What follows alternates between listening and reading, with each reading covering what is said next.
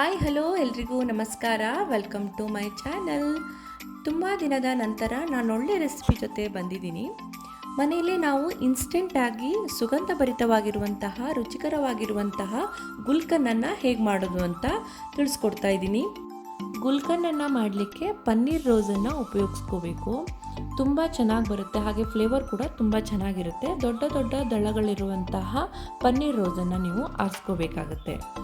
ಇದಕ್ಕೆ ನಾವು ಇಂಗ್ರೀಡಿಯೆಂಟ್ಸ್ ಏನೇನು ಬೇಕು ಅಂತ ನೋಡ್ಕೊಂಬರೋಣ. ಬೆಲ್ಲವನ್ನು ಉಪಯೋಗಿಸ್ಕೊಂಡು ನಾನು ಇಲ್ಲಿ ಗುಲ್ಕನ್ ಮಾಡ್ತಾ ಇದ್ದೀನಿ.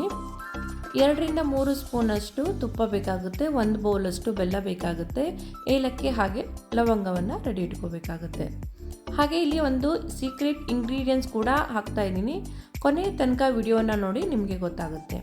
ಒಂದು ಬೌಲ್ಗೆ ನಾನು ದಳಗಳಷ್ಟೇ ಬೇರ್ಪಡಿಸ್ಕೊತಾ ಇದ್ದೀನಿ. ಯಾಕಂತ ಹೇಳಿದ್ರೆ ದಳಗಳನ್ನಷ್ಟೇ ಉಪಯೋಗಿಸ್ಕೊಂಡು ಗುಲ್ಕನನ್ನು ಮಾಡ್ತಾ ಇರೋದ್ರಿಂದ ಹುಳಗಳೆಲ್ಲ ಇರುತ್ತೆ, ನೋಡಿಕೊಂಡು ನೀವು ಬೇರ್ಪಡಿಸ್ಕೊಳ್ಳಿ.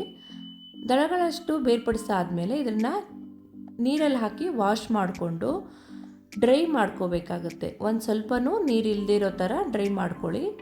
ಏಕೆಂತ ಹೇಳಿದ್ರೆ ನಾವು ಗುಲ್ಕನನ್ನು ತುಂಬ ದಿವಸ ತನಕ ಸ್ಟೋರ್ ಮಾಡಿ ಇಡೋದ್ರಿಂದ ಕೆಡಬಾರ್ದು ಅಂತ ಹೂವಿನ ದಳಗಳನ್ನು ಡ್ರೈ ಮಾಡ್ಕೋಬೇಕಾಗುತ್ತೆ. ಇಲ್ಲಿ ಒಂದು ಬೌಲ್ ತೊಗೊಂಡಿದ್ದೀನಿ, ಅದಕ್ಕೆ 1 ಬೌಲಷ್ಟು ಬೆಲ್ಲವನ್ನು ಹಾಕೋತಾ ಇದ್ದೀನಿ. ಹಾಗೆ ನಾನಿಲ್ಲಿ ಸೀಕ್ರೆಟ್ ಇಂಗ್ರೀಡಿಯೆಂಟ್ಸ್ ಹೇಳ್ತೀನಿ ಅಂತ ಹೇಳಿದ್ದೆ ಅಲ್ವಾ, 1 ಸ್ಪೂನಷ್ಟು ಸೋಂಪನ್ನು ಹಾಕ್ಕೊಂಡಿದ್ದೀನಿ, 2 ಏಲಕ್ಕಿ, 1 ಲವಂಗವನ್ನು ಹಾಕಿ ಪೌಡ್ರ್ ಮಾಡ್ಕೋತಾ ಇದ್ದೀನಿ. ಸೋಂಪನ್ನು ಉಪಯೋಗಿಸೋದ್ರಿಂದ ಬೇಕರಿ ಫ್ಲೇವರ್ ಬರುತ್ತೆ, ಅದಕ್ಕಾಗಿ ಸೋಂಪನ್ನು ಹಾಕ್ಕೊಳ್ಳೋದು. ನೈಸಾಗಿ ಪೌಡ್ರ್ ಆಗಲಿ ಅಂತ 1 ಸ್ಪೂನಷ್ಟು ಪುಟಾಣಿಯನ್ನು ಹಾಕ್ಕೊಂಡಿದ್ದೀನಿ. ಮಾಡ್ಕೊಂಡಿರುವಂತಹ ಪೌಡ್ರನ್ನು ಬೆಲ್ಲದ ಜೊತೆ ಮಿಕ್ಸ್ ಮಾಡ್ಕೋಬೇಕಾಗುತ್ತೆ. ಈಗ ಬೆಲ್ಲ ಹಾಗೆ ಪೌಡ್ರು ಚೆನ್ನಾಗಿ ಮಿಕ್ಸ್ ಆಗಬೇಕು.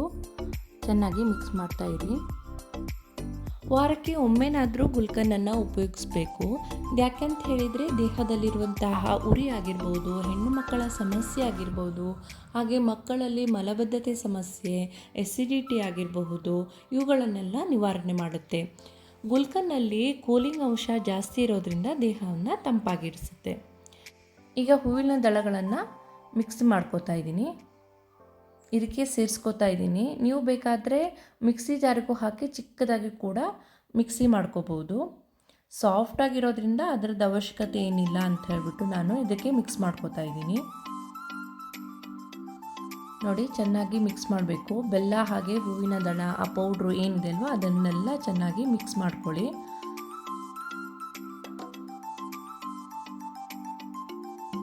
ಒಂದು 5 ನಿಮಿಷ ಈ ಥರ ಮಿಕ್ಸ್ ಮಾಡಿ ಇಡೋದ್ರಿಂದ ಅದು ಜ್ಯೂಸ್ ಈ ಥರ ಆಗಿ ಎಲ್ಲ ರಸಗಳೆಲ್ಲ ಬಿಟ್ಕೊಳ್ಳುತ್ತೆ.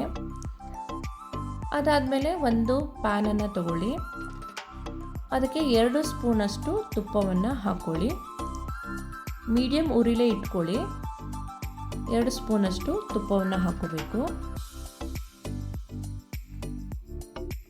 ತುಪ್ಪ ಬಿಸಿ ಬಂದ ಮೇಲೆ ನಾವು ಮಿಕ್ಸ್ ಮಾಡ್ಕೊಂಡಿರುವಂತಹ ಹೂವಿನ ದಳಗಳನ್ನು ಇದಕ್ಕೆ ಹಾಕ್ಕೊಳ್ಬಿಡೋಣ.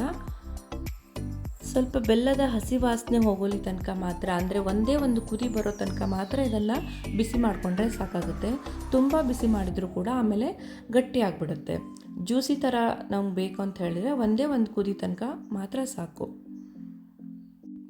ಇದನ್ನು ತುಪ್ಪದ ಜೊತೆ ಚೆನ್ನಾಗಿ ಮಿಕ್ಸ್ ಮಾಡಿಕೊಂಡು ಲೋ ಫ್ಲೇಮಲ್ಲೇ ಇಟ್ಕೋಬೇಕಾಗುತ್ತೆ. ಹೈ ಫ್ಲೇಮಲ್ಲಿ ಇಟ್ಕೊಳ್ಳೋದ್ರಿಂದ ಸೀದೋಗೋ ಚಾನ್ಸ್ ಇರುತ್ತೆ. ನೋಡಿ, ಒಂದು ಕುದಿ ಬರ್ತಾ ಇದೆ. ಇಷ್ಟು ಬಂದರೆ ಸಾಕಾಗುತ್ತೆ. ಗ್ಯಾಸನ್ನು ಆಫ್ ಮಾಡ್ಕೊಬಿಡಿ. ನೋಡಿ, ಇಷ್ಟು ಹದ ಕರೆಕ್ಟಾಗಿದೆ.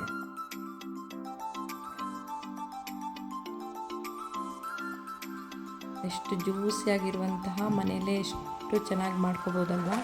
ಸುಮ್ಮನೆ ಸಕ್ಕರೆಗಳನ್ನು ಯೂಸ್ ಮಾಡದೆ ಆರೋಗ್ಯಕರವಾದಂತಹ ಗುಲ್ಕನ್ನನ್ನು ಮನೆಯಲ್ಲೇ ರೆಡಿ ಮಾಡ್ಕೋಬೋದು. ಕೂಲ್ ಆದಮೇಲೂ ಕೂಡ ಈ ಹದ ಕರೆಕ್ಟಾಗೇ ಇದೆ, ಜ್ಯೂಸಿಯಾಗೂ ಕೂಡ ಇರುತ್ತೆ. ಗ್ಲಾಸ್ ಕಂಟೈನರ್ ಅಥವಾ ಸಿರಮಿಕ್ ಕಂಟೈನರಲ್ಲಿ ಸ್ಟೋರ್ ಮಾಡಿ ಇಡ್ಬೋದು. ತುಂಬ ದಿವಸದ ತನಕ ಫ್ರೆಶ್ ಆಗಿ ಇರುತ್ತೆ. ಸಕ್ಕರೆ, ಕೆಮಿಕಲ್ಸ್ ಯಾವುದೇ ಯೂಸ್ ಮಾಡದೆ ಎಷ್ಟು ರುಚಿಕರವಾಗಿ ಆರೋಗ್ಯಕರವಾದಂತಹ ಗುಲ್ಕನ್ನನ್ನು ನಾವು ರೆಡಿ ಮಾಡಿದ್ವಿ ಅಲ್ವಾ. ನೀವು ದೋಸೆ, ಚಪಾತಿ, ರೊಟ್ಟಿ, ಜಾಮ್ ಥರ ಕೂಡ ಇದನ್ನು ಉಪಯೋಗಿಸ್ಬೋದು. ಇದೇ ಥರ ಹೊಸ ಹೊಸ ರೆಸಿಪಿ ಬೇಕಾಗಿದ್ದಲ್ಲಿ ನನ್ನ ಚಾನಲನ್ನು ಸಬ್ಸ್ಕ್ರೈಬ್ ಮಾಡ್ಕೊಳ್ಳಿ. ಮುಂದಿನ ಹೊಸ ರೆಸಿಪಿ ಜೊತೆ ಸಿಗ್ತೀನಿ. ಅಲ್ಲಿವರೆಗೂ ಥ್ಯಾಂಕ್ ಯು.